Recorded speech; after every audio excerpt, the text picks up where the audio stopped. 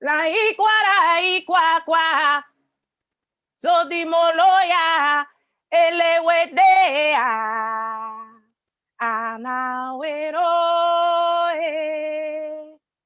wero ayano ero daome so di moloya modu buena ya were anamusansa yemaya lode ate tomaya were alamusansa yemaya afrekete bokwe yunando afrekete bokwe yunando afrekete bokwe yunando yemaya afrekete bokwe yunando afrekete bokwe yunando afrekete bokwe yunando yemaya afrekete bokwe yunando afrekete bokwe yunando afrekete bokwe yunando yemaya afrekete bokwe yunando Iya dada ewese Iya dada ewese Iya dada ewese Iya dada ewese Iya dada ewese Yemaya bokbona Yemaya sokuta bokbona Yemaya sokuta bronkona Yemaya sokuta yogona Yemaya sokuta bokbona Yemaya sokuta bokbona Mayene mayenuta kerekete mayenuta kerekete mayenuta kerekete mayenuta kerekete Aso chakara chakarai twa aso chakarai twa aso chakarai twa aso chakarai twa aso chakarai Dowe, ama ufinya mawe, ama ufinya mawe, ama ufinya mawe, dowe, ama ufinya mawe, ama ufinya mawe, ama ufinya mawe, dowe, ama ufinya mawe. I'm out my way, I'm out my way. When I'm out, yeah, oh yeah, naibo. When I'm out, yeah, oh yeah, naibo. I'm out, yeah, naibo, I'm out, yeah, naibo, I'm out, yeah, naibo, I'm out, yeah, naibo. O si mo banito pawando mo dupe kilo O si mo banito pawando mo dupe kilo Yemaya wo yo kute yeile yelodo Akele ya lumawo. Dendere lo nilo yuye maya dendere abo dendere ayankwam dendere akuko. Akuko mo yui baro fungo lo yu. Ye maya la kouro.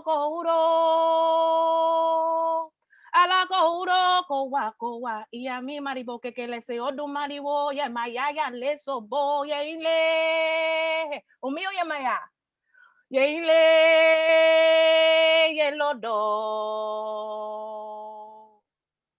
ya ile ye lodo ni bo ngawe awo yo ya mi o mío ya maya Oh, did Maya. Yale, ya lumao. Oh,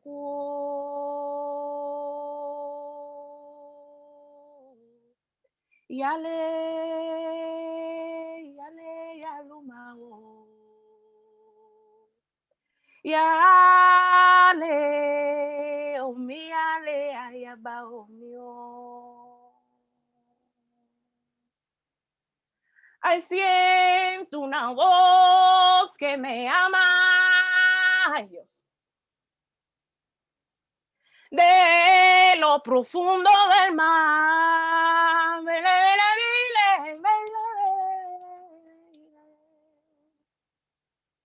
Es la voz de una africana que ahora viene a laborar.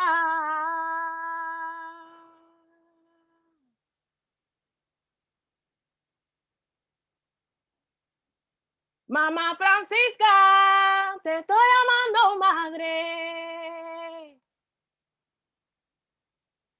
Mamá Francisca, en el nombre de Dios. Mamá Francisca, reina africana, yo soy Lucuminago.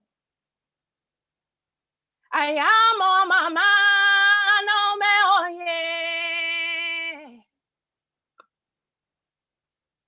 Llamo a papá y tampoco. Ay, yo llama, no se neguía. Que vienen poquito a poco a güey.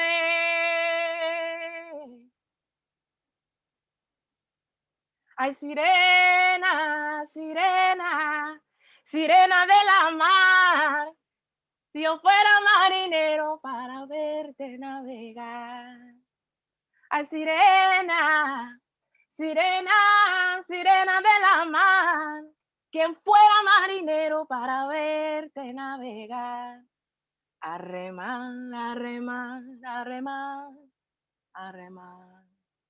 A remar, a remar, a remar.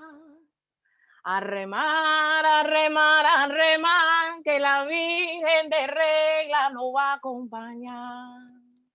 A remar, a remar, a remar, a remar. A remar, a remar, a remar. A remar, a remar, a remar, que la Virgen de Regla nos va a acompañar. A la Virgen de Regla nos va a acompañar. La Virgen de Regla nos va a acompañar. Ay, Santa María, Madre Dios. Ay, mi Madre Agua. Santa María, Madre Dios. Te llamo a la tierra. Santa María, Madre Dios. Te llamo a laborar, mi negra. Santa María, Madre Dios, a laborar. Santa María, Madre Dios, mi Madre Agua. Santa María, Madre Dios, ay, la sirena, Santa María, Madre Dios, mamá chola, güengüe. Santa María, Madre Dios, la buena noche, si son noches. Santa María, Madre Dios, choca hueso con hueso, güey. Santa María, Madre Dios, male con sala. Santa María, Madre Dios, ay, mi Madre Agua. Santa María, Madre Dios. Mamá güey, cote huye, ubananlo. Mamá güey, cote huye, ubananlo. Cote huye, mamá güey, machela cayo. Mamá güey, cote huye, ubananlo. Mama we, gote uye, uba enandro. Gote uye, mama we, mashela kayo. Gote uye, mama we, mashela kayo. Gote uye, mama we, mashela kayo.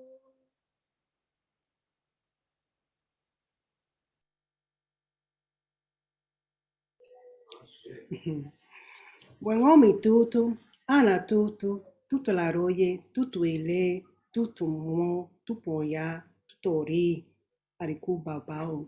Presence, cool and fresh waters to all those we're calling this evening, to all those we want to bring into this space with us, to share in company as we send blessings and honoring and words of thanks, gratitude to all those who've come before, to all those who are present, to all those who are yet to come.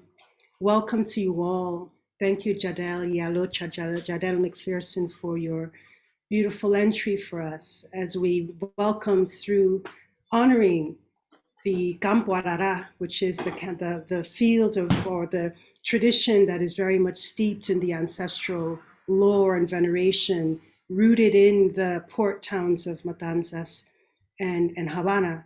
But all, so the songs that you were hearing were for familiar divinities, but they would have been perhaps in another register, because Jadele was really bringing that ancestral vibration of the Arara from Dahomey, linking us to our sites and space of Haiti, and really beginning to see these cross-fertilizations between different traditions, between Haiti and its home in Dahomey, the kingdom of Dahomey, present-day Benin.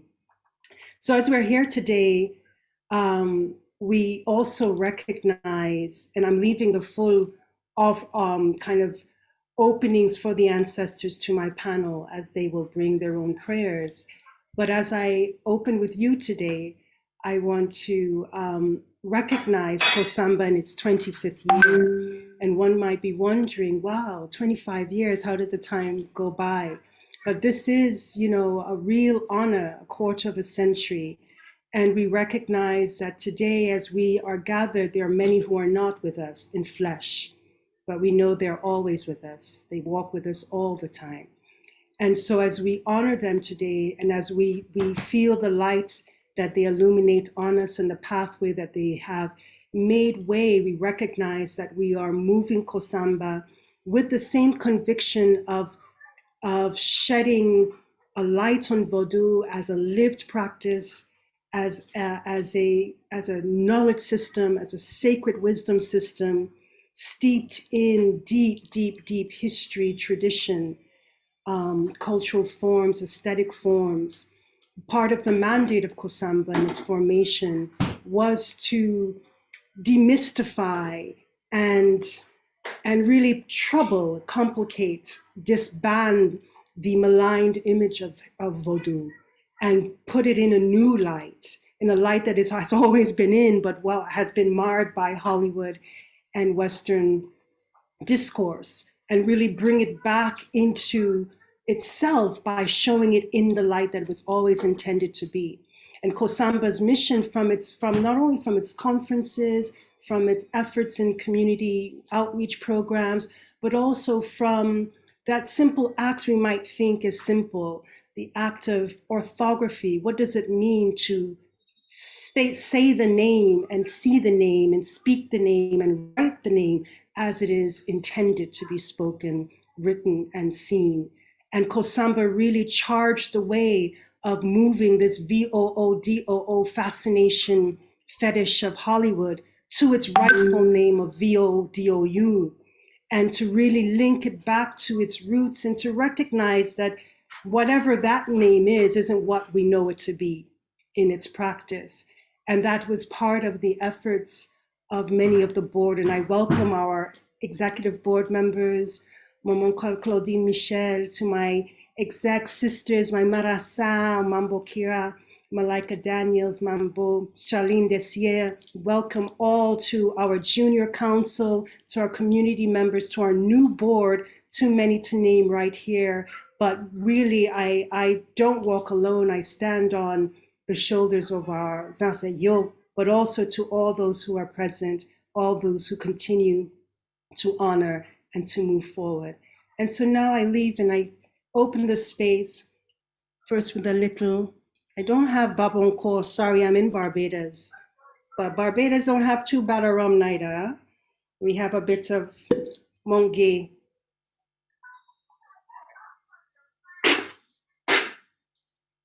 And to all those who are walking with all of us, I hope you have your spirits nearby, saying hello, greetings to everyone. And I turn now to Mambo, Mary Maude Evans, to give us opening greetings. And then we will go to Houngan, Jean-Daniel Lafontant, and then to my sister, Iya Dr. Funlayo.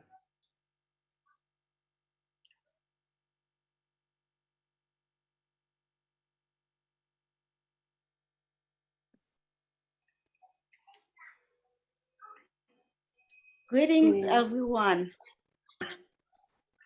I am very, very, very happy to be here to share some knowledge with you and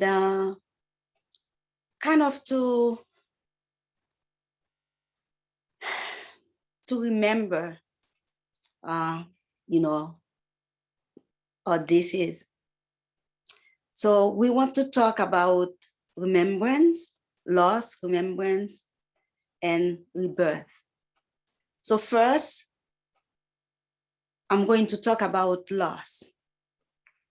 So the concept of the universe is based on the duality of life and death. So, which means death is a rite of passage. The minute that we are being conceived, it's a guarantee that we should die.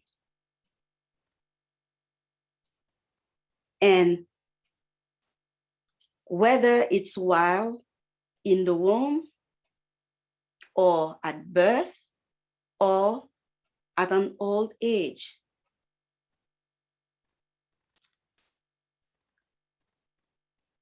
it doesn't matter how, but it's certain that each day, each minute actually, that we are living on this earth, we are walking toward dying.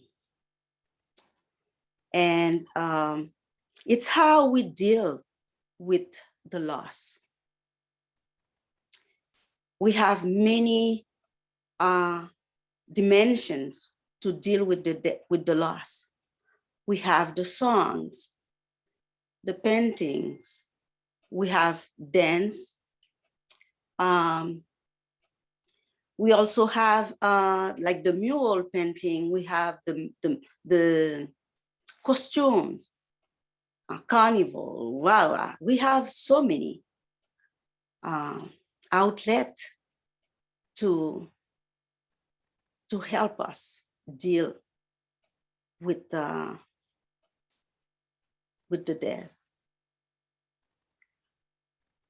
And so collectively through the communities, how we help each other, how we support each other when we have a loss. It's very important for somebody to have family members or to have rituals that can console us, to, in a way, to give hope. When we despair, it's dangerous. That's when we have no hope. And it's a process. We have to mourn. We have to do this. But in the Vodou tradition, there is a way we do that. First, we have to do the Desune. And the Desune is a ritual either right before death or as the passing of the person. It's like when you give a gun to somebody, now it's not going to be used anymore. You have to take it away. So for me, that's how I see it. And then we have to send the initiate or the person who died. We have to send that person under the water. So we do that right after the funeral or after the novena, because there is something that we do for 9 days. We call that dernier prière. We still do it in the Vodou tradition. So at that time, we have to do the boulezin for the person, to send the person under the water. And after that, 3 months later, we can do another boulezin. It's just to help so at this point, it's not a person anymore, but it's still, the soul we have to help.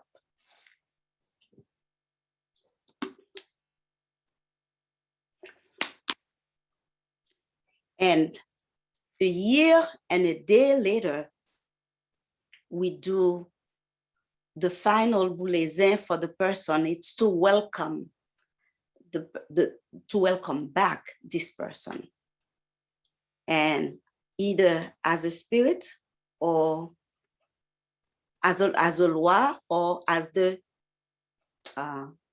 another, like the spirit of the person that will be waiting for reincarnation. So that's the Vodou tradition part of it. And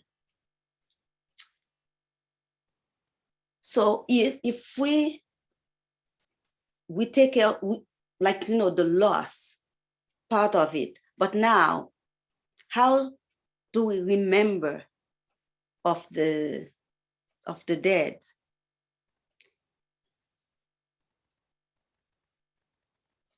If the person didn't die, really, that was a transition.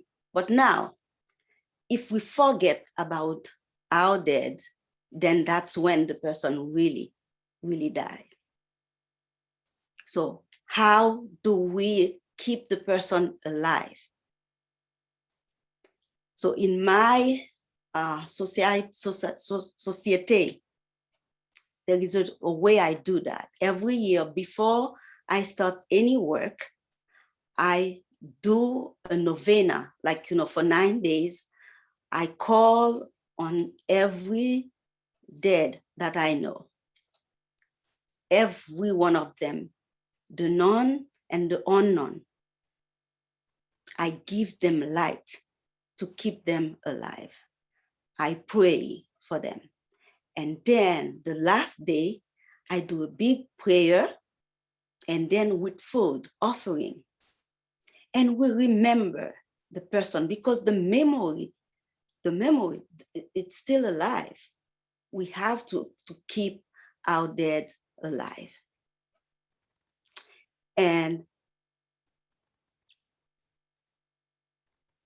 so after we do that, we are hopeful that the dead will be one day, will be coming back. It's like the rebirth part of it. Because we believe, or I believe in reincarnation. I believe that this is the body, it's gone. but the soul will be alive, will be like, we say seven times or longer. You know, when you see somebody and you're like, oh, this person has been around. You see an old soul. So it's based on how we behave, how we live our lives. If we live the life that we have now in a way that we are okay, we may not come back. But if we are with the work that we were planning, that we were sent on this earth to do, it's not done yet, we will be coming back. And I would like everyone to kind of remember how difficult the past 2 years has been, and even before, with the earthquake in Haiti, 2010.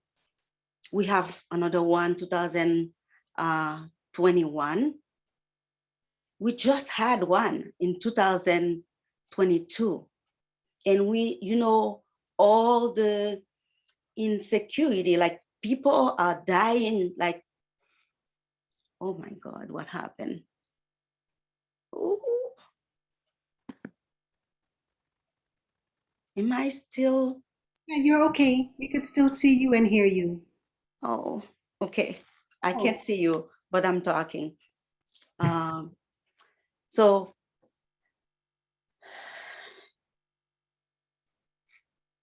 I think it's a good way to remember all the people that were dear to us, that that left us.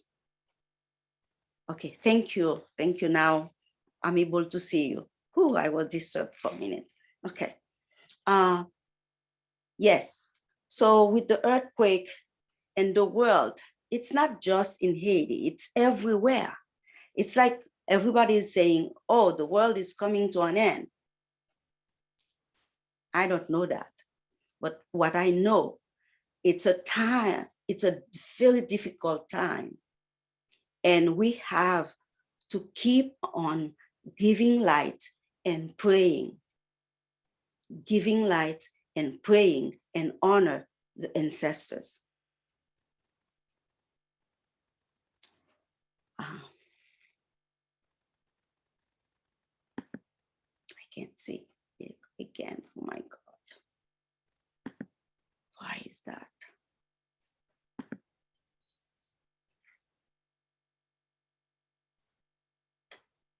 Can you help?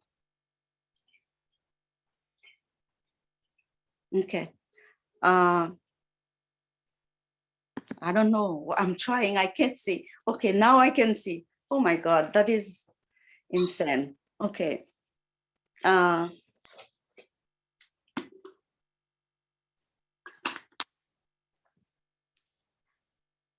And we need each other. We need the community. That's why we have to build our community to support us. So when we go, they can help, with giving the light and praying for us. Because the minute that I know that somebody is passing, I already have the name to pray, because I like to do that. I keep my family, my friends, and my community. I keep them alive that way.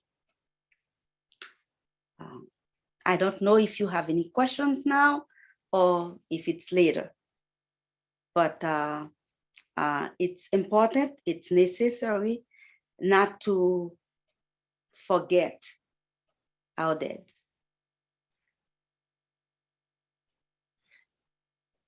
Yes. Hi, Bobo. Hi, Bobo. We're going to segue directly into Houngan from Daniel Lafontant, and then we will have room and space to ask questions momentarily after everyone presents briefly. The floor is yours, Houngan. Just remember to unmute your microphone.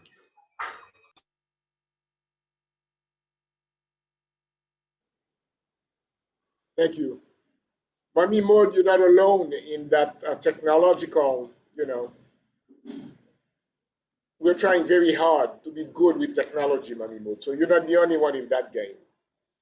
Let me start by greeting everyone and Aibobo to all. I'm pouring the sacred water to the ground to say, Wukuku, to serviteur bien-aimé of la Souvenance, who passed, who crossed, I should say. He shall return before 366 days. Mommy Maude was quite eloquent in talking about the passing and death in the tradition of Vodou.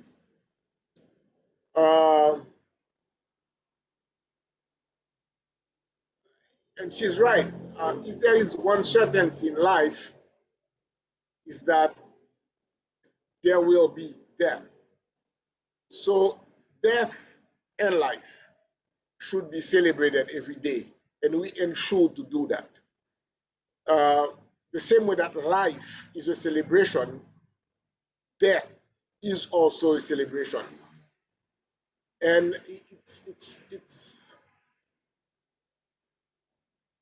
quite often someone will spend much more to bury a loved one than they would do during the life of that loved one. Because as the person is dying, it's important to pay respect, as death is life and life is death. One thing that I would add is that we should not fear death, as death, as we conceive it, does not exist. The death is not the end. It's a passing to a different dimension. Even our physical body stays alive. Where I'm from, we have the tradition of burying our dead and planting a tree on the spot where the person was buried. That tree holds not only the memory of that person, but the physical memory of the body itself. So not only the tree will keep the sacred memory of the person, but it will keep the genetic memory of our ancestors. And this is why in Vodou, nature and us is one. And it's important to keep it that way. So the potomita, which is the symbol of the great baobab of the mapu tree, is really the danti of the Vodou tradition. The tree, the potomita, is the centerpiece of our life because they keep our memory forever. So our life should be also a tribute to nature, as we are nature and nature is us. And so that's my intake on life and death. Ai Bobo, Houngan. I turn now to our Iya Funlayo to offer words around loss, remembrance, death within the tradition of Ifa Orisha.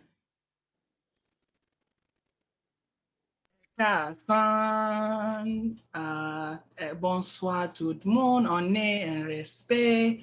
Many, many, many blessings. I'm so grateful and thankful to be amongst my elders, giving honor to you, Manbo, Maude, and Houngan Jean Daniel, just my Iya Yanique, Iya Jadele, all of the wonderful practitioners who are sharing their light and love. Love to the Ashe Ray family who I see with us today. Of course, respect to my mother, Reverend Regina Hoyce, who I see with us today. Thank you so much always for your love and being with us. You know, the Yoruba say that the earth is the marketplace and heaven is our home. Ojo laye, ile lorun. So as our precious Mambo Mud shared with us, we all know that as we come to this place, as we come into the marketplace, we are only here for but a short time. We are here to gain, we are here to share, and then we return into the spiritual realm prayerfully with all that we have gained and all that we have shared in tow. So we know that those who have left us in the physical are never ever gone. They are still here in our songs. They are still here in our faces, in our DNA. Some of you are looking at ancestral faces every time you look into the mirror. They are still here in the sway of our hips. They are still here in the sounds and the timbre of our voices. They are still here. And we who represent them are still here. And so I like to focus, as we do in the Yoruba tradition, on those of us who are still here and what we are meant to carry on, the legacies that we are meant to carry on as we continue to walk the earth, the legacies that we are meant to carry on as we continue to have that ancestral DNA working in the world through us. And so there is a chant from Ifa. There is a chant from the Odu Ifa Oyeku Meiji, which talks about how death passes by us. But we who remain, we are ever grateful to be the ones who remain. We are ever grateful to be the ones that carry on the legacies. We are ever grateful to be the ones who say the names and who pour the libations. We are ever grateful that even though death passes close to all of us at every time, right? We all know someone who has passed on, that it has not taken us. And that as long as we are here, we are able to carry on the legacy. And so I'd like to invite everyone right now, because we have to always celebrate that aspect of carrying on the legacy and of pushing away, even though we acknowledge death as the transformative energy that it is, we never wanted to take any of us before it is time. Anytime that death comes nearby, we always do some work to push it away and to celebrate the fact of the life that remains. So I want to invite everyone who is present right now to take your left hand and to begin snapping over your head in a backwards motion. Hey, I see some of my students already knew what to do as I say the chant. Oye ku, iku ye lori mi. Oye ku, iku ye lori mi. Igumba jevo agumo o sore esin lein mi ajere o esin lein mi bigumba jebo ejoba si oye ku iku ye lori mi oye ku o iku ye lori mi bigumba jebu ijoba si. Ashe, ashe, ashe, ashe, ledumare. That means that death has passed near us. It has passed over our head. Oh, iku ye lori mi, it's passed above our head, but it has not taken me. Just as when the sacrifice, we put out sacrifice in a calabash bowl, and the vulture comes to eat that sacrifice and pick at the bones, it never takes the bowl. And so we pray that there will always be a calabash, that we will always remain the vessels, the calabash, the bowl that remains in order to carry on the legacies of our ancestors. In the Odu of Ifa, Ogunda Onwonrin, it reminds us that despite whatever honor we may give to the Lwa, whatever honor we may give to the Orisha, the Nkisi, or any other entity, that it is our mothers and our fathers who are the originators and the creators of everything, and that it is they who should be honored above and before any other entity. And so as we celebrate the continuation of life, as we acknowledge our loss, as we remember those who have been lost, and as we move towards rebirth, because also in Ifa tells us that we can only be reborn through our own lineages. So as we carry on our lineages and as we each move toward rebirth, as we each pray to come back and to be good ancestors and to come back onto the earth, we acknowledge all of those who have gone before, and we give thanks for the ways that they have instantiated in us, because we would not know the ways of worship if it were not for them. So, honneur, respect pour toutes ancêtres, Iba, Bobo, Egun, give thanks. Ashe.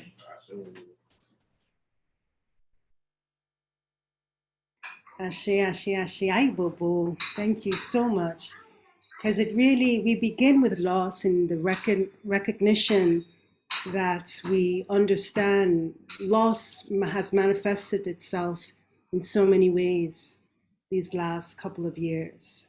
And while we are at this stage recognizing loss as that moment of the passing or the transition of beloved ones, of kin, of departed persons, we also recognize the loss of tradition, the loss of material artifacts, of tremendous worth and value destroyed in temples that were set ablaze or destroyed through attacks. And so we hold space for those who are suffering the loss of a deep, deep kind, when the very traditions that have given you sustenance and generations before you, sustenance, are under the brink of attack. So we hold space for our sisterins and brethren, for all of our Iyalochá, Babalochas in the traditions of Candomblé, in the traditions of Umbanda, in all of our First Nations traditions who've suffered this for a protracted period of time, to our beloved kindred kin in Haiti and Haiti who've suffered the attacks of their temples, of their shrine spaces, their peristyles, their infos that have been destroyed, to those who've had to cover under, have had to hide their things, their implements, their instruments of worship, so that they wouldn't be confiscated and destroyed. It brings us back to a time that, for some of our students, they're like, oh yeah, that was back in the day, but that's happening all now, all now. And so we hold space, we send our energies, we uplift our ancestral family, our core, to really support and shed light on these horrors, and to allow us to move through with grace, and to allow us to move through and come and see another day where these traditions are able to to stand up in the fullness of what they are. And so when we consider loss, we have to also remember the destructions that are presently among us. And remember, and I think all of our panelists really captured this very idea of remembrance, and how do we remember, and even for our traditions within the broader Americas that are more Christian-based, Afro-Christian-based, and we see the very ways in which memory and the remembrance of our practices are indeed embodied practices.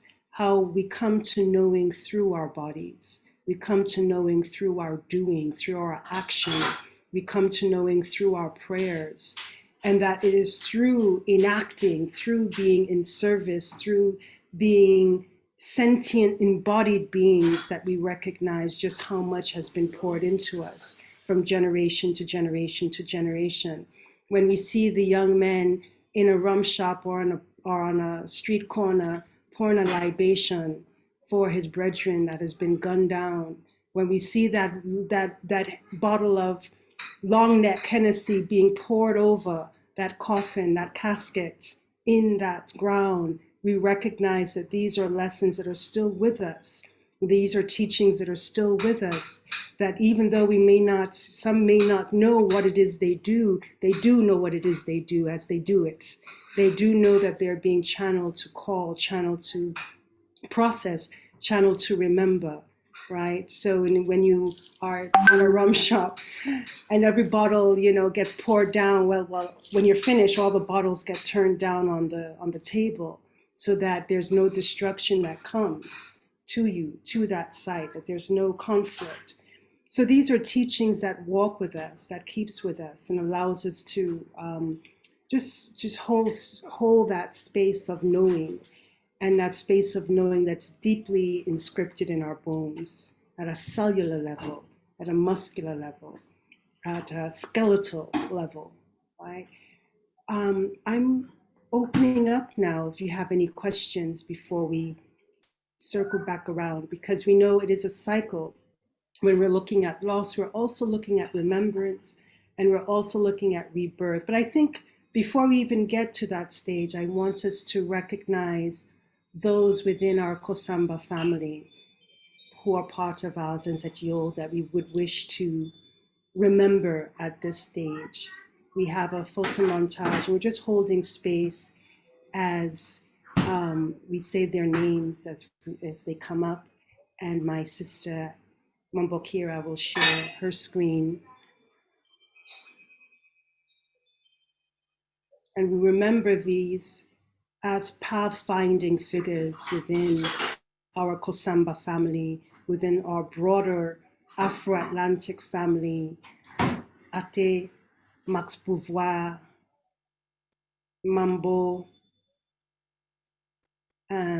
Rachel, sorry, Beauvoir Dominique, Manbo, Mama Lola. We have Manbo Karen McCarthy Brown in this first quartet, and we hold space and honor and remember all that they have given to this organization, all that they have given to Vodou in ID as well as in the broader diaspora. May their lights forever illuminate and shine on us, and may we always say their names, and may they always be among us.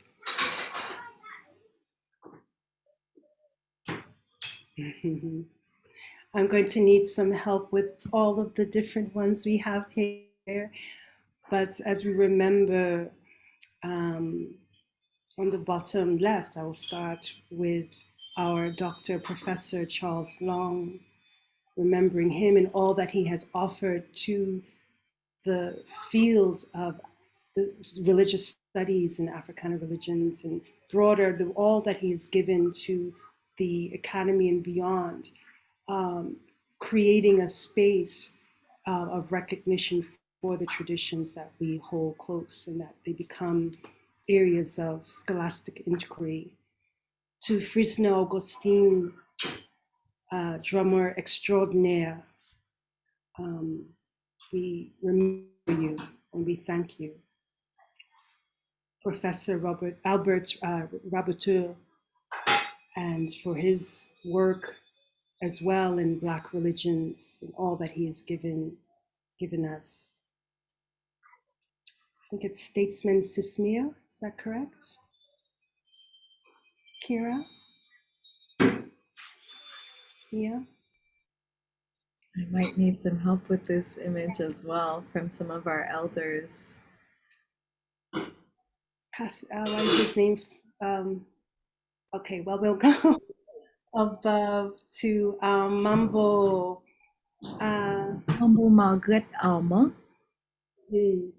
We recognize and honor her contributions to our studies of Vodou and also her work as a spiritual community elder in Vodou, as well as Comte Philo, who was a brilliant journalist and incredibly gifted speaker and an active environmentalist, one of our very own fighters for our trees, fighters for our land, fighters for our earth, and a great voice. And we have dancer extraordinaire, from Desert. Oh, okay, I need to get this name. But we have the first image, folkloric dancer.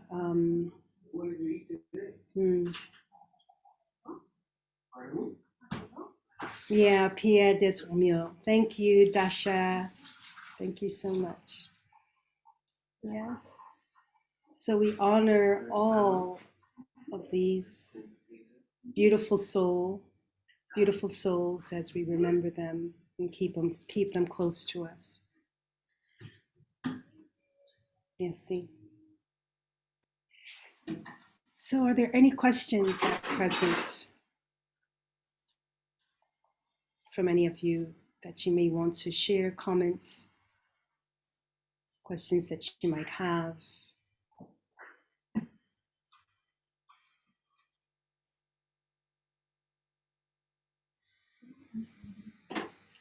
You could, yeah. So you could use the raise hand button so we could, okay, Alkebulan Ra. You could unmute yourself and speak once you're ready. Alkebulan. Hotep. Yes, Hotep. Is the in the voodoo, is it the actual connection to the universal order? In voodoo, is it an actual connection to the universal order, the elements? And how, just briefly, how would that be done? Is there like a schooling to go through? What am I clear? When you say connections to the universal elements, are you speaking to the idea of its cosmos and the relationship that exists within the cosmos, or the hierarchies within there? Or when you say, I'm trying to understand or unpack universal elements.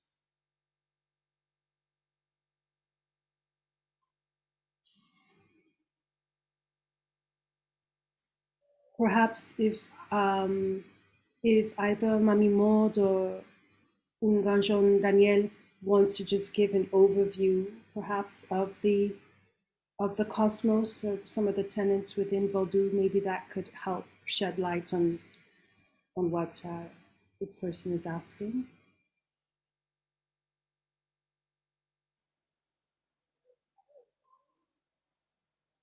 The relationship of Vodou with the cosmos is extremely intricate. You cannot separate one from the other. In our cosmogony, we actually have an understanding of the world, of the global world. The global world would be the element, the world beneath, because we believe that there is a world beneath, the world that we're living, and the world above. The four elements are a concept of Vodou tradition, whether it is in the practice or in the rituals. One of the first things that we do, we call upon the forces coming from these different poles, whether it's the north, the south, and the elements like fire, water, air, and earth. It's a concept also of a Vodou understanding, and it's a concept of a practice as well. I don't know, I'm not sure if I'm going in the right direction as for the question specifically, But Vodou, I would say for me, Vodou is the universe. It's my understanding of the universe.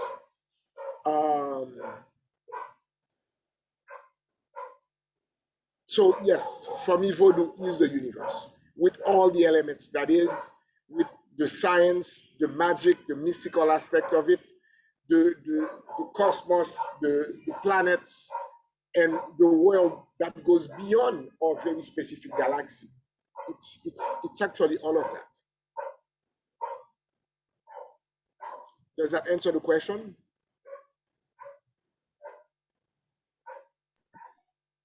I think so. But Well, for me, I think the question is not too clear to me, but I could add that all the forces of the universe, I will say they are Vodou. Vodou is all of that. It's in nature, it's fire, it's water, because when we were born, we come from water in the womb. And then we're going in the water. So we have water, the earth. We are part of the earth. And, fire and air. So it's just like a combination of all that represent Vodou. So therefore, I think Vodou is the universe. It's part of the universe. So I don't know if the person wants to clarify for me, maybe I can, elaborate more, but that's my understanding of the question.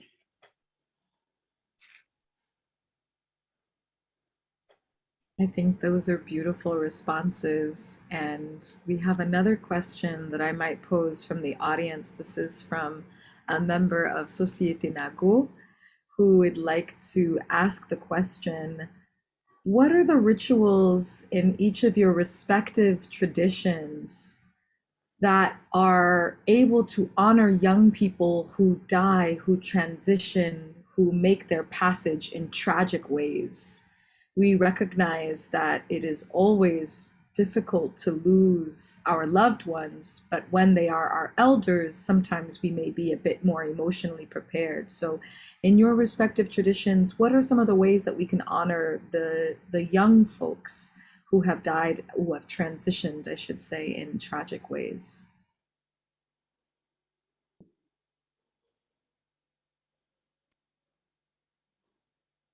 So, like I said before, death is part of life. There isn't like an age for somebody to die.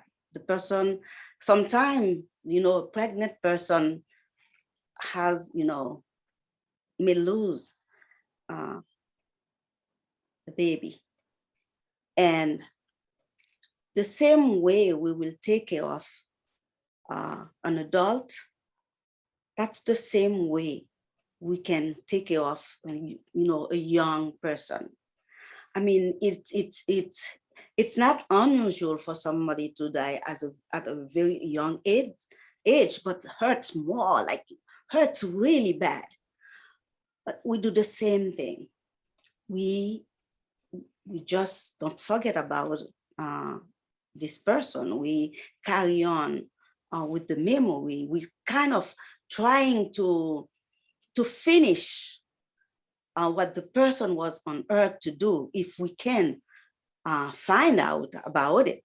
Sometimes we see a child and this child is been around, this child has a mission. We can see that. And then when unexpectedly, or this young child will disappear, it's such a loss that we want to carry on with for this child. We want to finish the work that the child started. So it's a great thing to do, to just like keep the memory of this child alive. And know that this child didn't die in vain. So we still give light, we do prayer, we keep, like every year, we should do a ritual, just a little ritual, just to remember that this child, what the child was on earth for. Sometimes we don't know, we just guess, but other times it's clear, we can see it.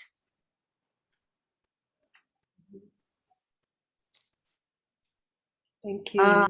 There is a question about violent death. Yeah, we have to, the ritual that we have to do first, it's to let the person know that they're no longer on this earth as like physical. They are gone. Once they recognize that they are gone, now they can accompany somebody else to finish the work, and they can be more at peace. It's very difficult with the violent death, but we have to keep on doing rituals to help with the transition and with the acceptance that they are gone. I will just jump in here. For within the traditions you find in Jamaica, which are amalgamation of Bantu and some Asante traditions as well, Akan traditions, you find that this what Mami Maude mentioned in terms of ensuring that the dead does know that they're dead. It's really important during that the passage. We take the 9 nights, the immediate 9 nights, to be among the most sacred of that passage. Not to say the mortuary cycle is a full year, but the first 9 days does hold a lot of potency because it is said that the deceased could pull others along. And that, so there's a lot of rituals of inversion that is done. So if you, and what they're inverting is the traditions that we have for actually birth. So when a baby is born, a baby is entered into the home head first from the back door of your home. This is mostly traditions you find in the rural parts of Jamaica. So you enter a child, a newborn, in back with the head leading in, and through their back door. And the child is usually in seclusion for the 9 days, minimally, or as long as it takes for the umbilical cord to drop, to fall, the navel string to drop. And then there was a period of time in which the placenta would have been buried under the home. If there was a home birth, some would have taken pieces from the hospital and buried it under the home as well. And then that umbilical cord would be buried under a tree, a fruit-bearing tree. And at the time throughout the person's life, they take care of this tree, they water this tree. At the time of a person's death, the body is taken out of the home through the front door, feet first.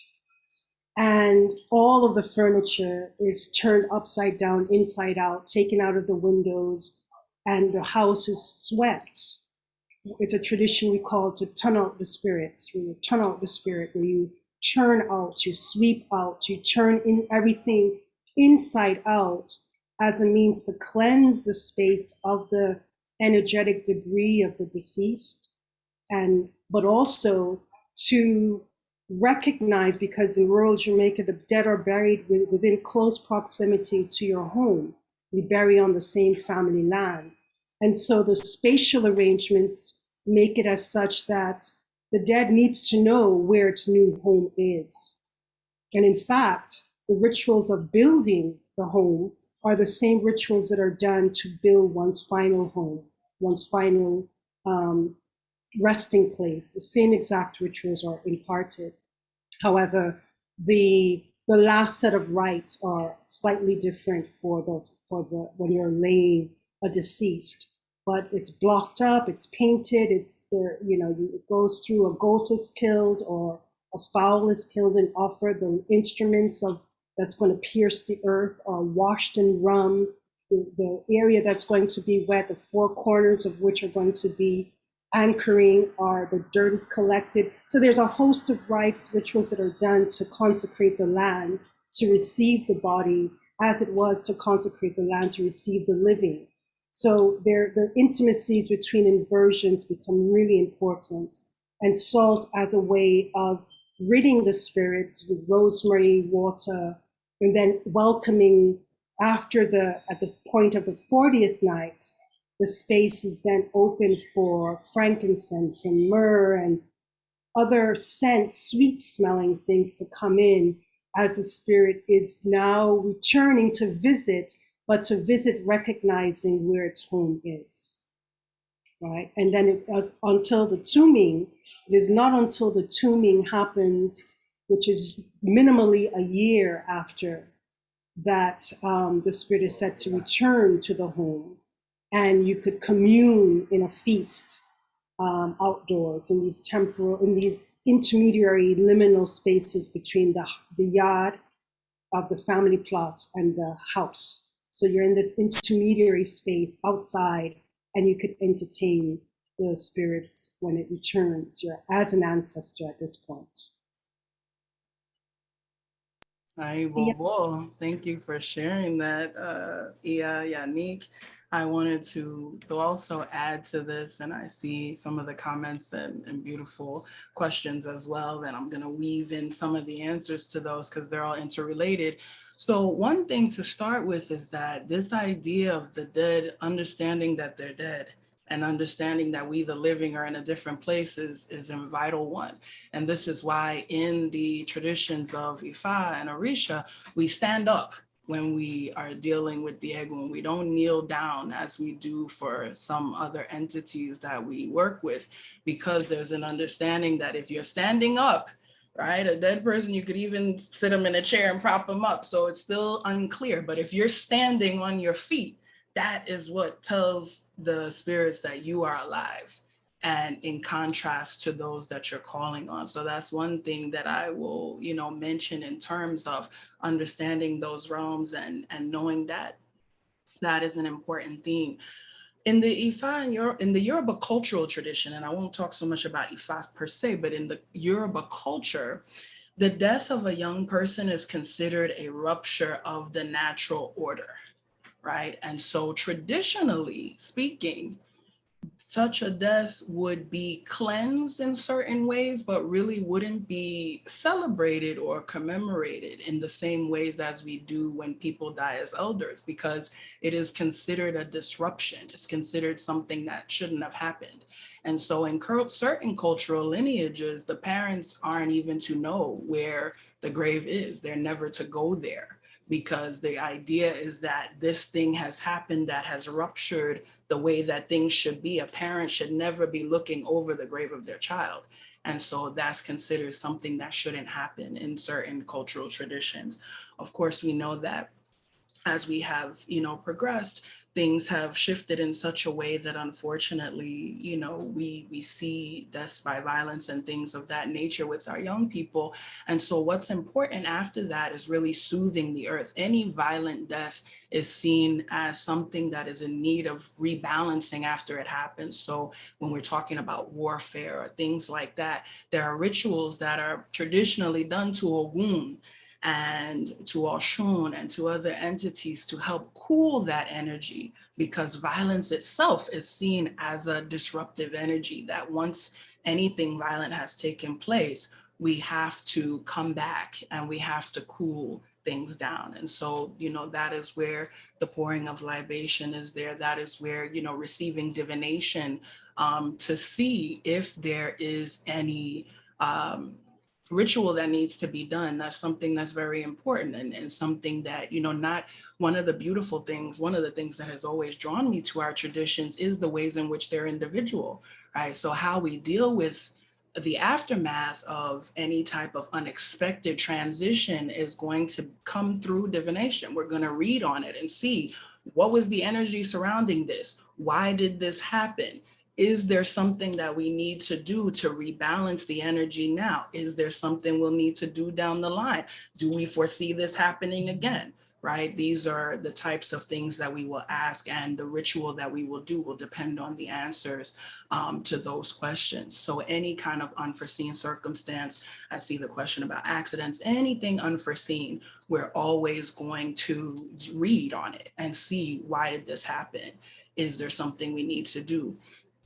Ifa also says that no one knows the beginning and the end of all things. And so there are moments when things will happen and there will be no explanation. It will just be that this was what was to happen at this time. And so, you know, these are things that are still mysteries, right? And understand that our ancestors, what they were doing in instantiating all of this ritual is to help us make sense of something that we cannot control. Right? We have no control over when sperm and egg are going to meet.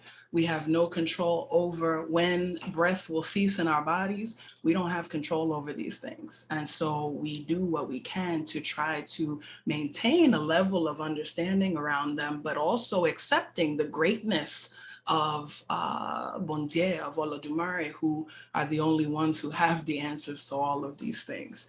Right. And so that's something, you know, we also, one thing that's important to remember as I close will be to know that, you know, the main way that we commune, period, with those who have gone before is in remembrance. So, you know, as Mami Maude said, and this is something that as Yanique also alluded to, we see this continued all the time. So the rest in peace t-shirts, the candles that people put out, the murals, the pouring of libation, all of these are beautiful ways that we have continued to honor those who have gone before, where we have created our own rituals, where we have created our own rites.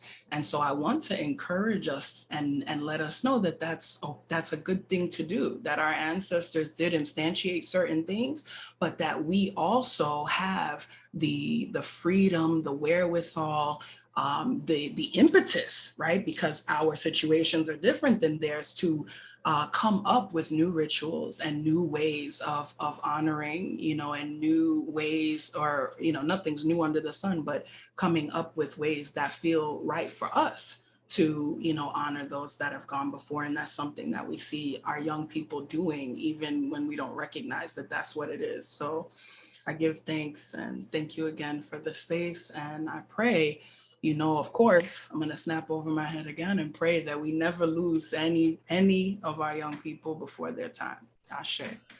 If you can, thank you, Iya Funlayo. If you could speak to Abiku as a concept, as I believe there was a question about the Abiku within the Yoruba culture.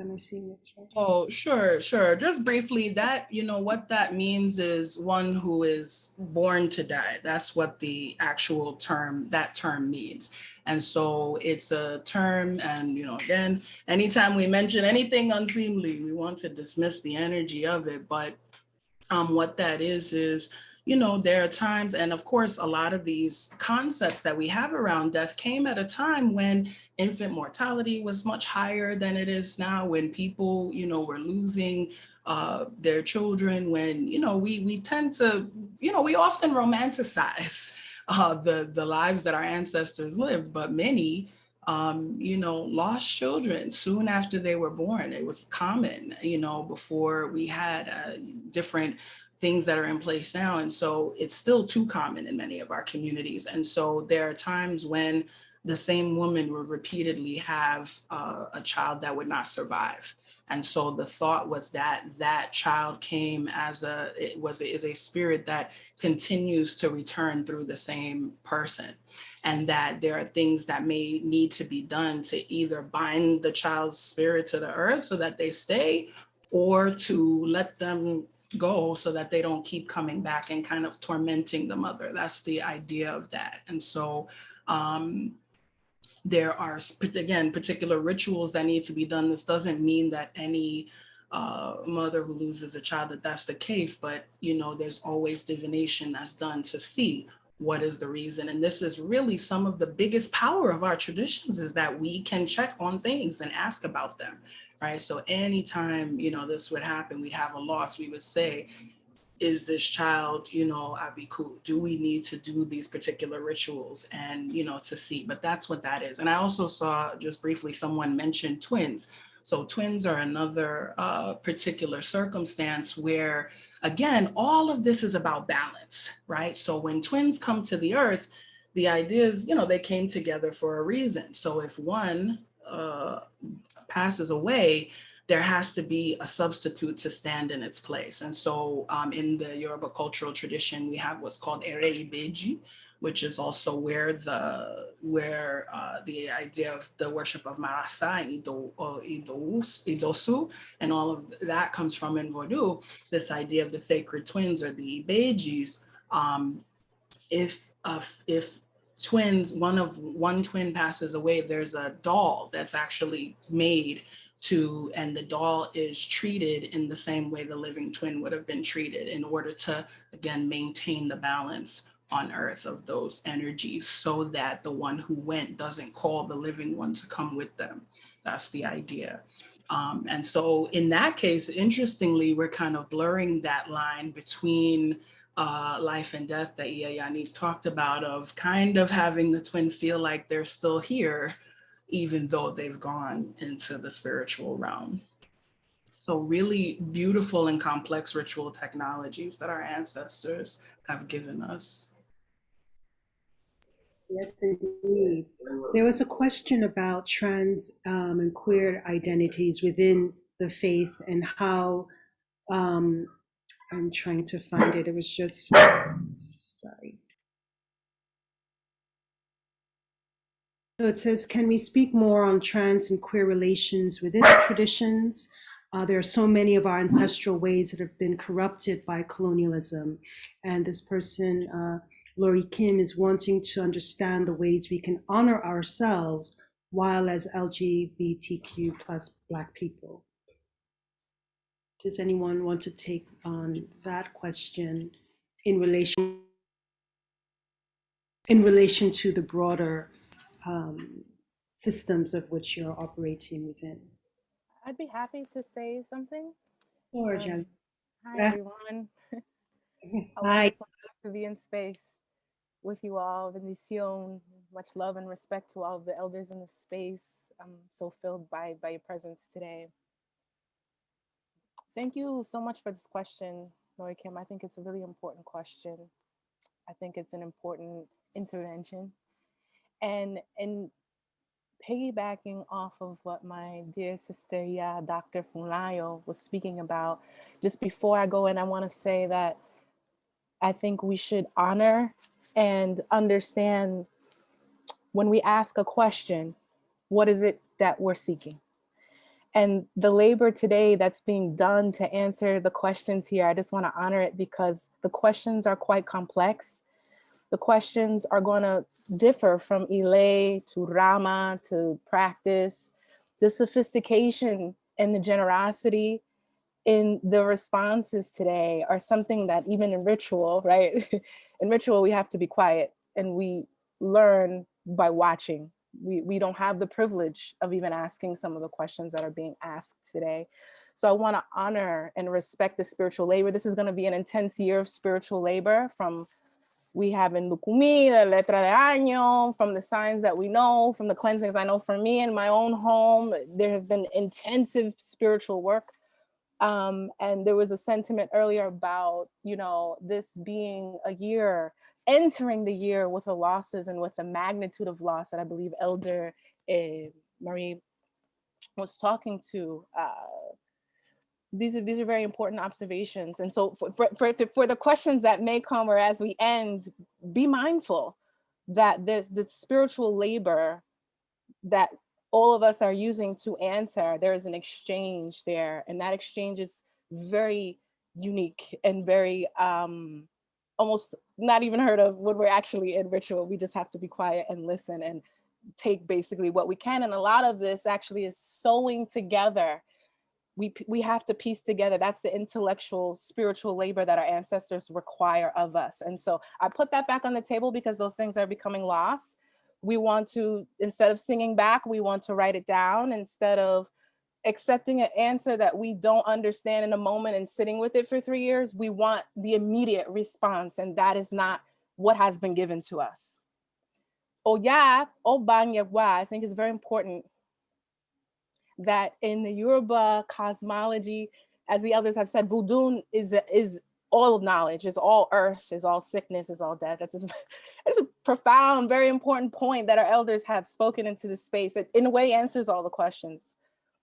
But when we look at the gendered realities of spirit, they don't correspond to colonial categorizations. This is what, Lori, your question is so beautiful. So for our beautiful two-spirited, transgender, androgynous, non-gender conforming practitioners were very important. Our queer elders, I honor my queer elders. One of the most important priests in my life, her name was Janet Onichango. And when she came into the room, as Iya Dr. Funlayo was talking about, she had Chango Kabiosile, all crown. Everyone would stand in acknowledgement because her presence and her knowledge was so respected, something you almost don't see anymore. And she was one to teach me how to call the order of spirits. She was old school. She wanted things done a certain way when I came into her home, right? I can do it in any way in other homes, but in her home, she wanted a particular order. I have to respect that order. And Oya, Oba, Yegwa, it's very important that femininity governs both life and death for us as practitioners. This is feminine energy. And so for the question of the gifts and the talents, and also acknowledging queer elders, calling their names, calling those stories, recalling them, right? The question of gendered, how we understand color and energy to be gendered in our spirits, we have to do that work again of decolonizing our own selves and our own spaces. So it's to say that all Lukumi houses may not have a practice of honoring, for example, transgender Black women, right? All houses don't have a politic, right? To even have a certain conversation. We know this, right? But it's to say that those of us who understand and who have been enriched and who live in solidarity, I think that the relationship between Oya and Oba and Gegwa is very important to honoring, again, two-spirited, queer, particularly trans practitioners, elders. And the question of when someone is not crowned, whether it be a youth in our community, right? Or something we see on the news and we're bothered by, right? In my home, I think Espiritismo, and again, all the offerings that have been already on the table, giving light, cleansing, saying the name, doing particular rituals around the memory of that particular person and everything that they carry. This is exactly the power of honoring our community at large. And as it's been said before, everyone is our kin. If Voodoo is the world, right? If Lukumi Fa is the world, with all of its complexity, with all of its totalities, right? Then we understand through Iyalochá, right, that there'll be tragedy, that there will be death, as right, Dr. Iya Funlayo was talking about this. So this is already in our language, it's already in our practice. To have someone go before their time is a contradiction, right? But it's a contradiction that we already understand within divinity, if that makes sense, right? And Iyalochá, in that sense, is very important as the starter and the ender of things, but also as that childlike, innocent energy. And so one thing I'm going to put onto the table is that we actually have to create those rituals, right? Like we have to, that's part of our ashe, that's part of our generation's work to do. right? We can work within our ancestral understandings and to create those systems of honoring and remembrance. Thank you so much, Iya. There are some other questions that I think Manbo Kira will guide us through, but it's really, and it's, you know, what you mentioned there also points to this idea of the importance of balance, and how within these systems, while there is that divine trinity of the divine feminine, that it doesn't at all dilute the importance of the masculine, and how within our systems that we have divinities that are androgynous, that are by their very nature embodied. And in many ways, spirit is genderless in some ways too. So there's a way in which, when we're looking at the element of spirit as energy, what does, you know, what our traditions teach us is the importance of seeing those two polarities as indeed being part of a whole, and its importance there. Kira, you want to guide us through some questions you have? Of course. And I just want to say thank you so much to all of our panelists for your thoughtfulness and your thoroughness. People in the chat are so engaged and appreciative of your responses. And I also wanted to take a very brief moment to bring us back to our ancestral. We have all of our names and all of our photos. And thank you all so much for helping guide us. We wanted to honor, in addition to those names whom we've already mentioned, Madame Dr. Florence Beland Robertson in the bottom left here, who was one of the founding members of KOSANBA 25 years ago in 1997. And in our second photo, we'd like to honor another one of our founding members, which is Dr. Renal Clérisme, who was a part of the organizing community of KOSANBA in 1997. And many thanks to Dr. Lois Wilkin for reminding us of our names of our elder ritual artists. This is here, some of our ritual artists include Jacques Wawa Fortel and Pierre de Rameau, who Iya Yanique already mentioned. So we give honor, we give thanks, Ibaye and Wukuku, for these elders who have transitioned. We appreciate sincerely your honoring them with us. And with that, I'll stop sharing my screen and I'll try to group some of these questions together because I think they're beautifully interrelated, and we want to try to get to as many of the questions as we can. Some of these questions are specifically about Vodou, and I'll point those out, and some of these questions are about our Africana traditions more broadly. So a question from Marisa is, what do we do with those who have transitioned, who have caused great harm in the community? And I think that this is a very important question, because we recognize that everyone may come to an end, but having left very different legacies. And I'll also note here that we have a question from Dr. Claudine Michel and a question from Nadia Issa Milad that I think are interrelated. From Dr. Claudine Michel, Mama KOSANBA.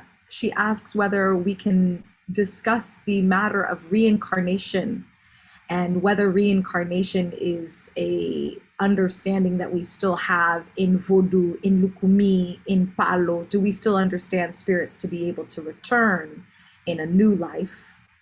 And relatedly, Nadia Issa Milad is posing the question with regards to rebirth. How can practitioners speak about communicating with and honoring our descendants to come? So we've been speaking not only about those who have transitioned to the other side, but how can we honor those to come? So just as a refresher for those three questions, the first one is, how do we honor those who have transitioned but who have caused harm in the community?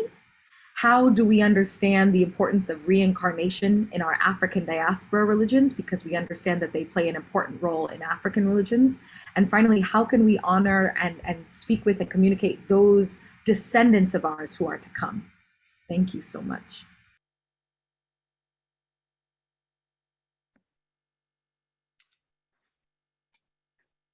For those who have caused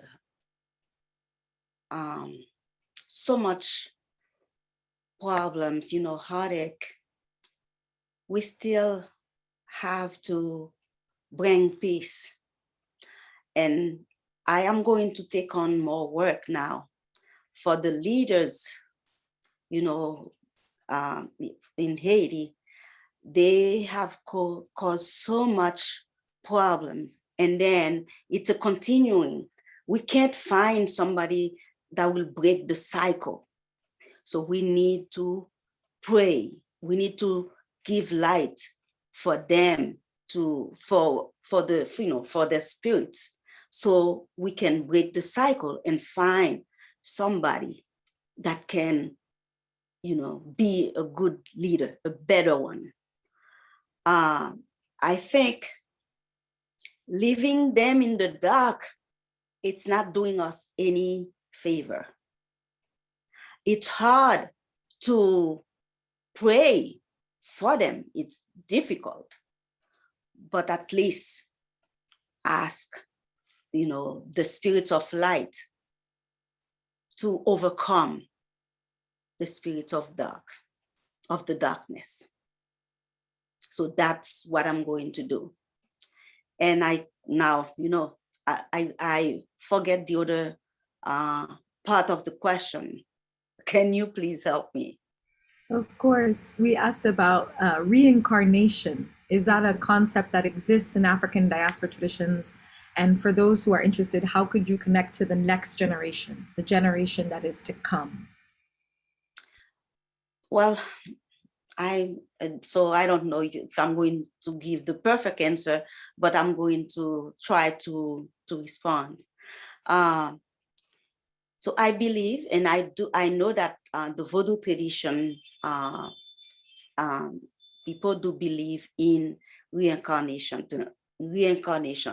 They maybe they don't have a word for it, but because we hope for them to transition and then to come back around, that is believing in reincarnation, and how we keep it going. It's to continue with the ritual, like I said before, to continue making offering and praying, and, you know, to facilitate for them to await their turn to come back, because some of them will come back sooner than others. Some of them will come back after a year as a spirit, like as a law, but others will wait a little bit longer for another person, you know, for another newborn to come back.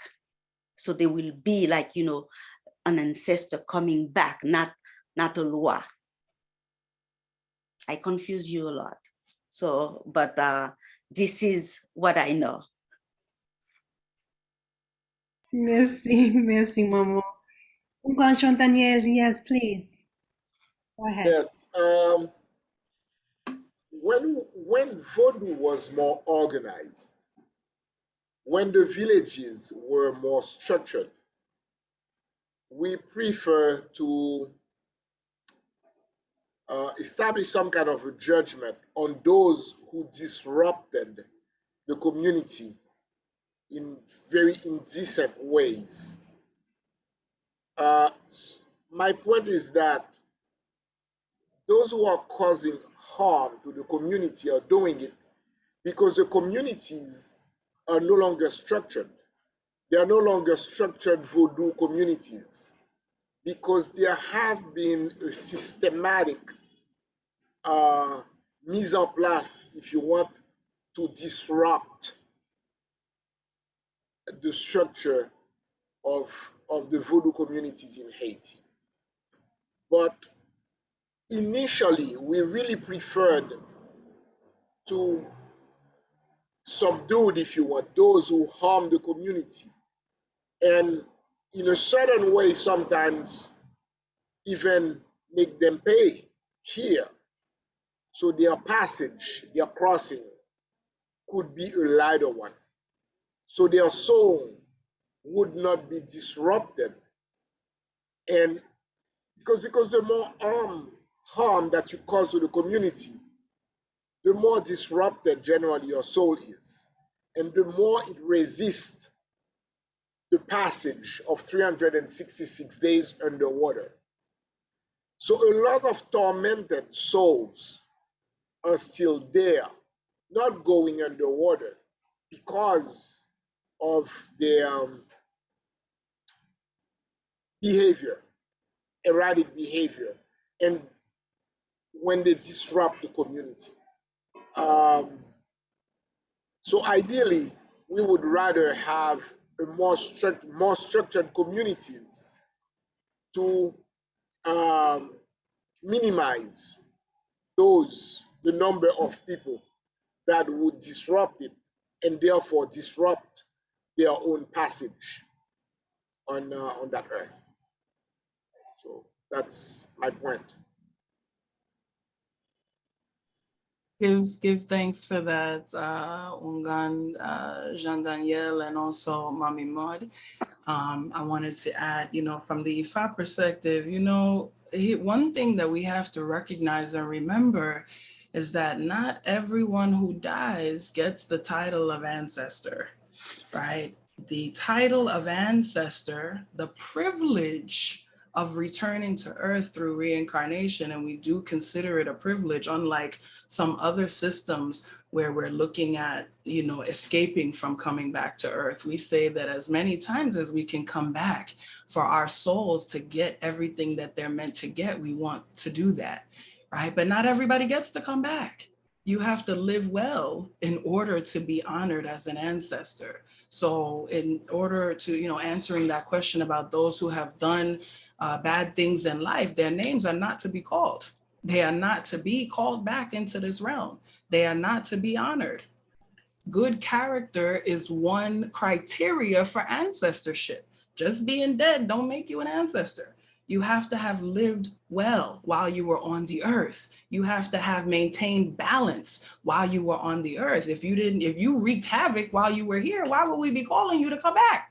It don't make no sense, right? Understand, our African ancestors did what made sense. It might sound harsh, right? But it's the reality that if something or someone or some energy is disbalancing your community, is bringing violence, is bringing imbalance, is being an enemy of life, right? Then we don't call that energy back into our spaces. We dismiss it. We don't call its name anymore. And it's said that such people, such spirits go to the place of broken pots.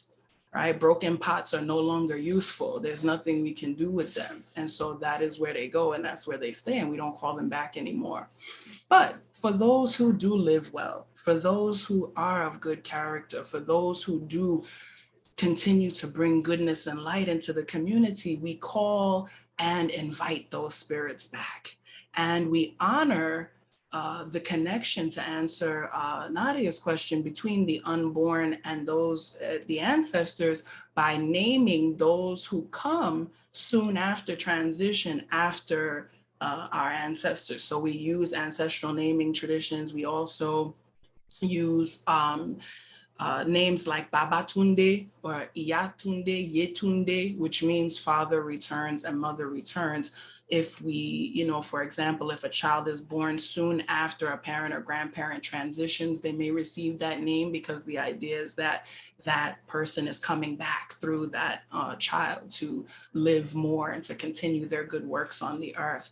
And so we also do, as you're gonna hear me say it all the time, especially those who are my students, divination, right? A lot of the questions that are asking, how do we know, is through divination, right? The answer is not going to be the same for every individual. And so this, when Houngan Jean Daniel talks about how the communities have kind of eroded a little bit, That's happened in all of our communities. We know that there was this intentional disruption, right, of our communities via the transatlantic trade. And now we have been really, it's actually amazing, right? As much as we say we don't have, it is nothing short of a miracle that we are sitting here today, right now, honoring our ancestors, talking about these systems that they tried to destroy, that they tried to rip from us, but they could not rip out was within our DNA, right? This wasn't about books. This wasn't about writing stuff down. This wasn't about any of that. This was stuff that was embedded in us that can never be taken away.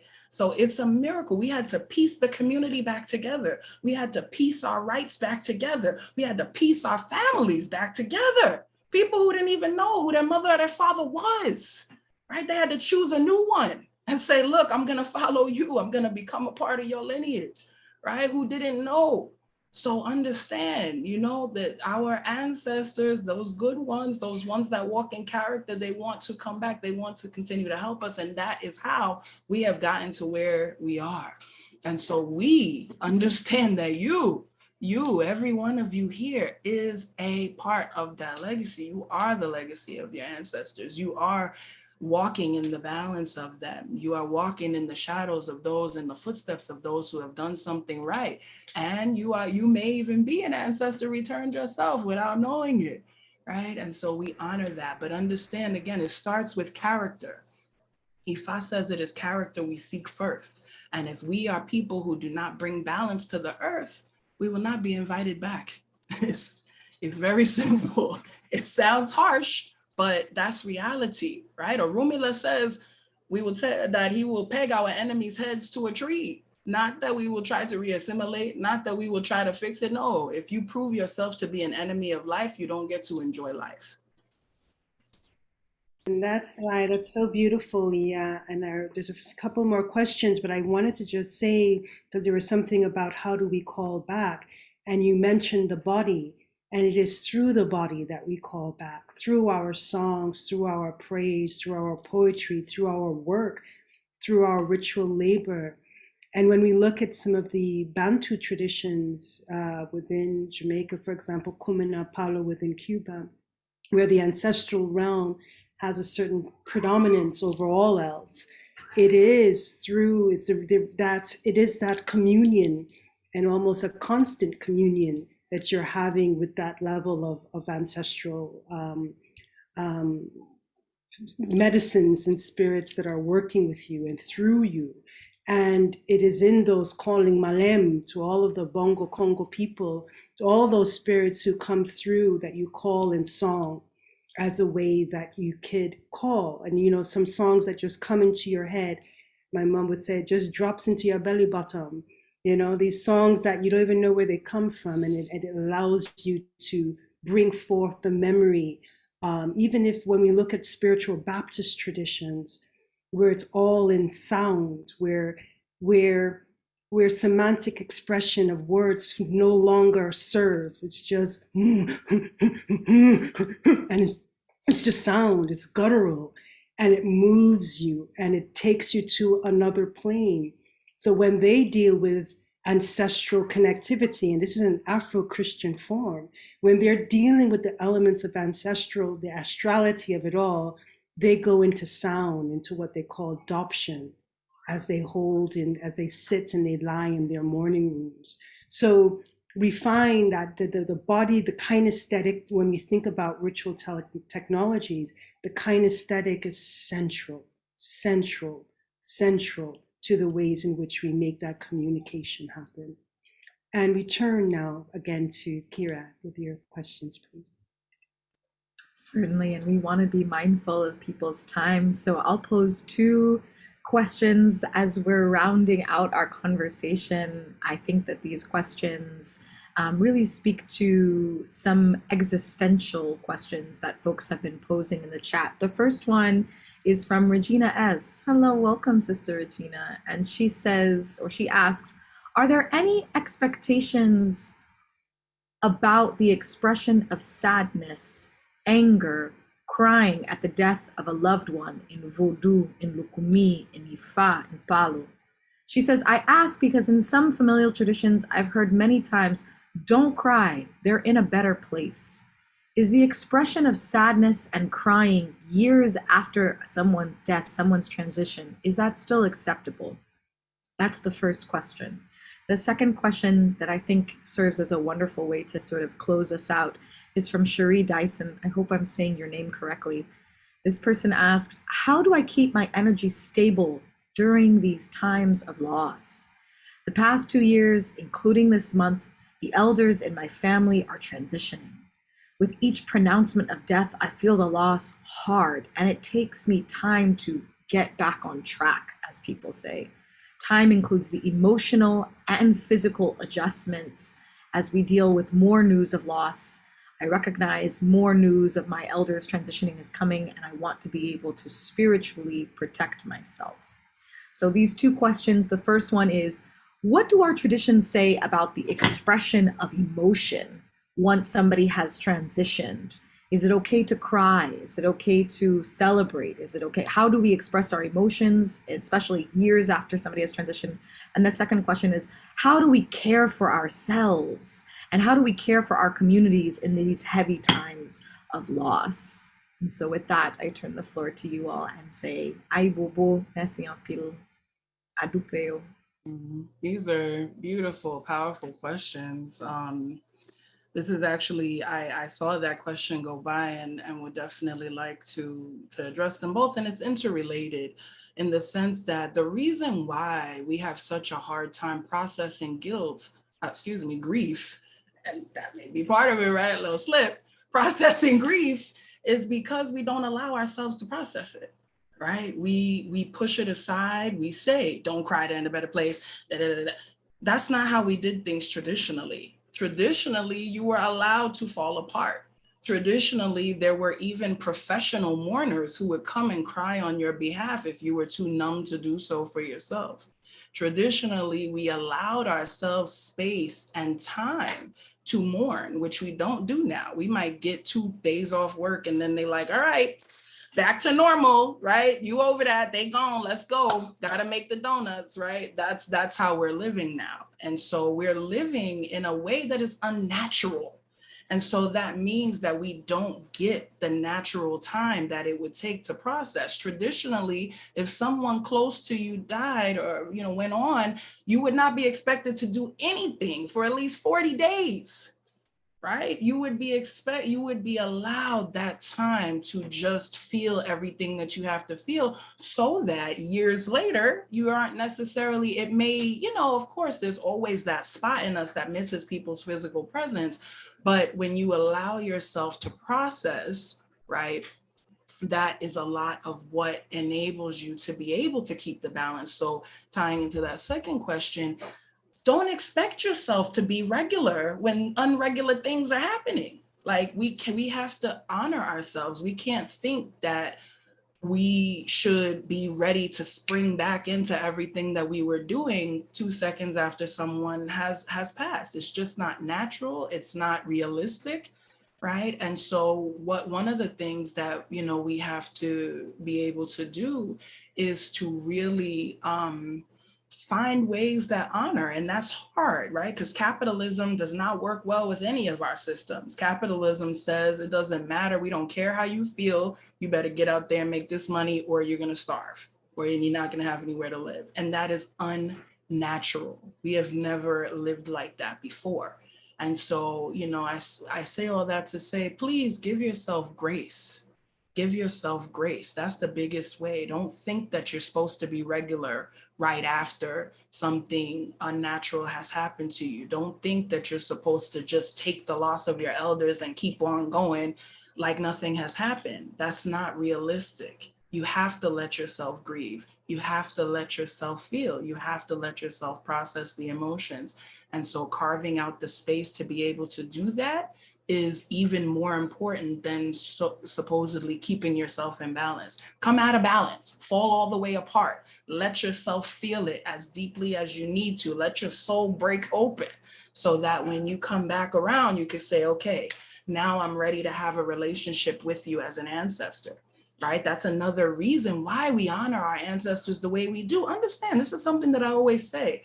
We talk about religion, spirituality, etc. Understand that this was our indigenous psychology, our indigenous sociology, our indigenous ways of understanding the world. Our religious studies, our existentialism, all of these things exist in what our ancestors were doing.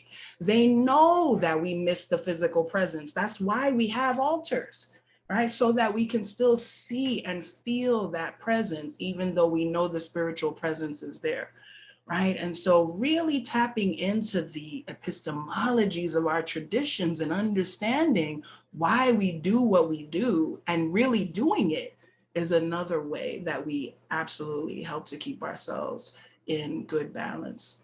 Asheo. Ashe.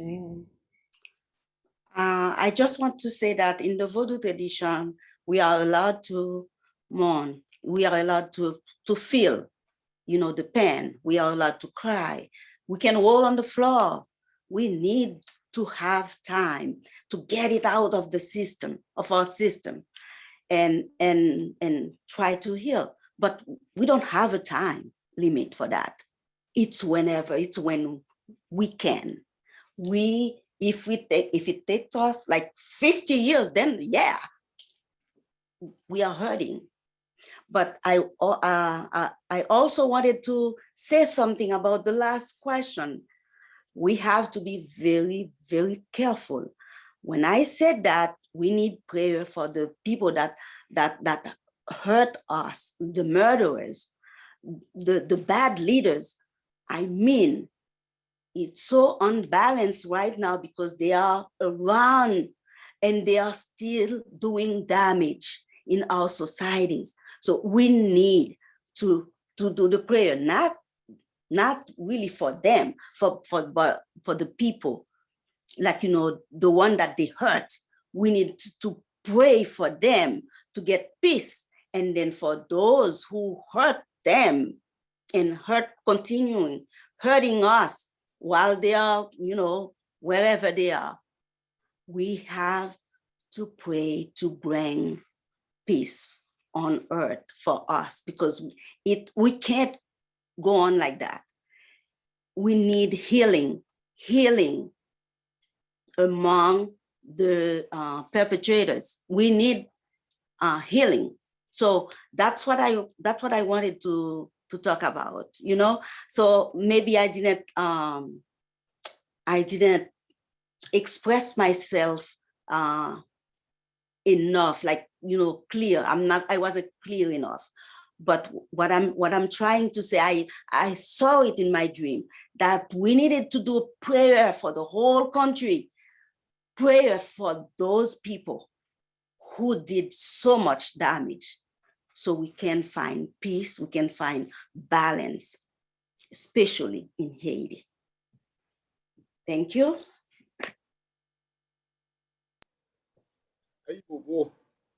Well said, Mami Maude.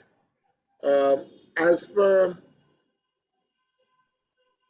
our friend who mentioned having difficulties because of the passing of elders in your family, you should put together an altar for these elders, as death is really more of the physical absence of a loved one. But we don't believe that death exists in the sense of the soul and the energy and who the person is. That person stays with us forever and is always present. That person is present. The energy of the person is present in the space. It is present in the trees. It is present here with us. So we have to carry that memory of that ancestor and live with that memory, particularly the good time. And then we smile thinking about the person, knowing that that person is still there. And the altar may help us, because then we can pray to the dead as we do here, because we believe that our dead are continuously present in our life. You know, as per the other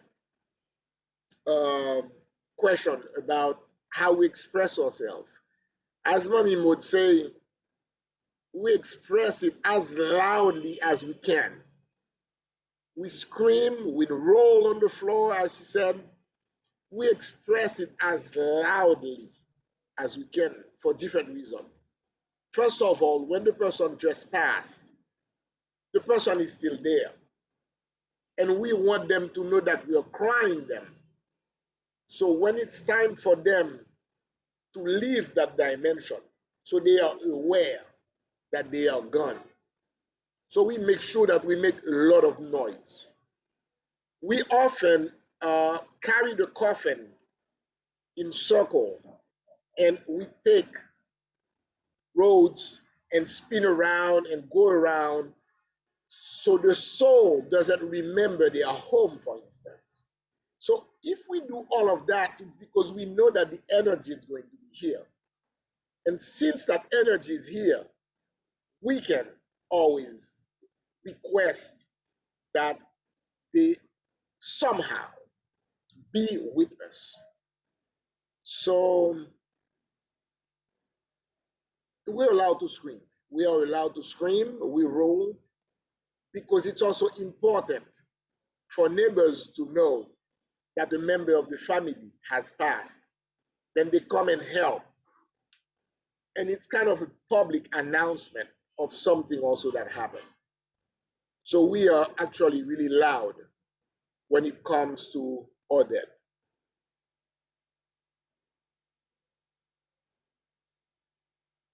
Thank you so much love, so much sharing. Thank you so much. And I want to take this moment just to honor Houngan Geddes Florent, who's with us, also Houngan Asokwe, Patrick Bellegarde Smith, all of our elders of our KOSANBA community who've joined after we had started. Welcome and thank you for being here and sharing this space with us. We are going to close in song. I'm going to ask our Mami Maude or Jean Daniel to close us out in song, if you would be so kind. But before we do that, just a word as we, as KOSANBA, embark on our year-long celebration of our 25th year as a scholarly association charged with the continual study and dissemination of knowledge of Vodou and other sister traditions, as we've seen here. We want to remind you, or at least to alert you of upcoming events. The next one will be in March, and then we'll have another one in May. But the idea of using this full year, there will be a total of, I believe, 5 events, virtual events, as part of a broader series falling under the banner of loss, remembrance, and rebirth. Because in a sense, these 2 years, what the pandemic has taught us to do is to pause. And KOSANBA went into a moment of pause. We weren't at all dormant. We were still quite active in the margins, but we're taking this year of 2022 to increase our visibility, increase our presence through an online portal first. And then we are hoping to have our face-to-face interaction, joining in our broader family of kin and kindred spirits in 2023. But we ask that you join with us throughout this year as we have other opportunities to share in community. And our next honoring will be of Mambo, Mama Lola, in remembrance of all that she has offered us. And Mami Claudine Michel will be the moderator for that panel. And more information will come out with a flyer. And we hope that we will have just as robust a showing in that March celebration of our dear one, Mama Lola. So I ask if Mami Marie, Maude, or Jean Daniel, if you want to take us out in song, because as we know, as it is above, so it is below. As we start, so shall we close. And as we opened in song within the tradition of Arara, Dahomey, I thought it was only fitting that we close in song within our tradition of Vodou. I can try a song. Let's see. Oh coucou, crier, pas lever la mort. Moi dis crier, pas lever la mort.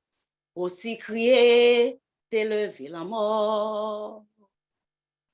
Merci crier, t'es levé la mort. Maman Brigitte, t'as mouru levé. Crier, pas lever les morts. Crier, pas lever les morts. Aussi crier, t'es levé les morts. Merci crier, t'es levé la mort. Maman Brigitte, t'as mouru levé. Merci. Ay, Bobo, KOSANBA. Wow. Hey, Bobo. And so it's at this point that we close the circle for many more to open in the months to come. May you always know that you don't walk alone. May you always feel protected on your left and your right side, in front and behind. And may you always walk in the feet of all of the great ones, recognizing your own greatness and recognizing all that you've come to do. And may it be well, and may the path always be clear. Blessings. Ashe and I Bobo to you all. Ashe, ayi bobo, ayi bobo. Ay, Bobo. Bobo, Oh, this was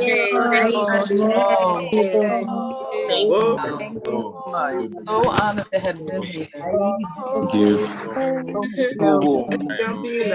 Glad to stay well.